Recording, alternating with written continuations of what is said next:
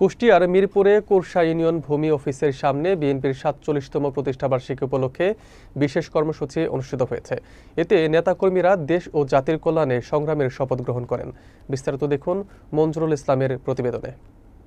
কুষ্টিয়ার মিরপুর উপজেলার কোরসা ইউনিয়ন ভূমি অফিসের সামনে বিএনপির ৪৭তম প্রতিষ্ঠাবার্ষিকী উপলক্ষে বিশেষ কর্মসূচি পালন করা হয়। অনুষ্ঠানে প্রধান অতিথি হিসেবে উপস্থিত ছিলেন মিরপুর উপজেলা শ্রমিক দলের আহ্বায়ক মোহাম্মদ মামুন। প্রধান বক্তা হিসেবে বক্তব্য দেন মিরপুরের কৃতি সন্তান ব্যারিস্টার জাবিদুর রহমান জাবেদ। সমাবেশের সভাপতিত্ব করেন উপজেলা যুবদলের সাবেক সহসভাপতি মিলনুজ্জামান মিলন এবং সঞ্চালনা করেন কোরসা ইউনিয়ন যুবদলের সদস্য সচিব মোহাম্মদ হাফিজুল ইসলাম।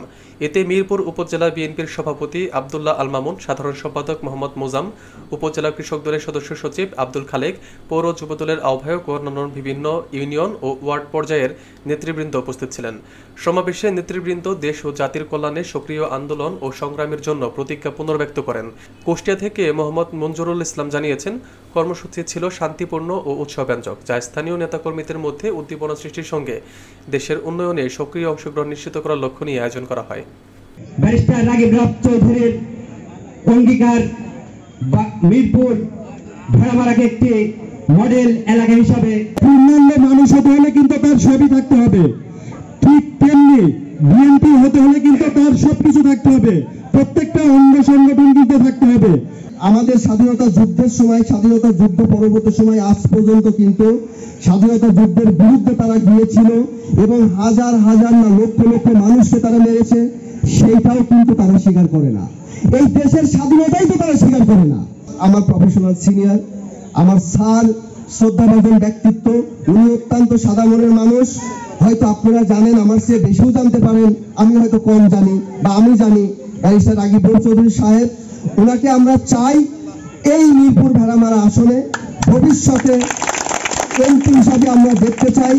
যুবদলের সহসভাপতি আমাদের ভিতরে মিলন ভাই আছেন, তার উদ্যোগে, আর আমাদের বিএনপি শ্রমিক দলের সভাপতি ও সাধারণ সম্পাদকের উদ্যোগে আজকে যে অনুষ্ঠানটা হলো, এই রকম অনুষ্ঠান আমার মনে হয় মিরপুর উপজেলাতে প্রত্যেকটা আনাচে কানাচে প্রত্যেক জায়গায় হওয়া উচিত।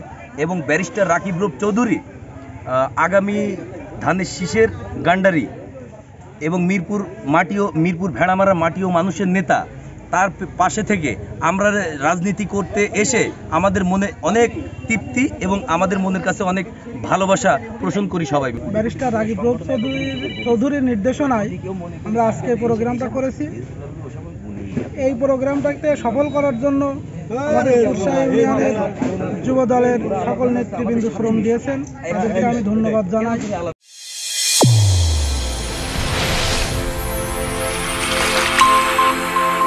চ্যানেল A1 হৃদয়ের স্পন্দন।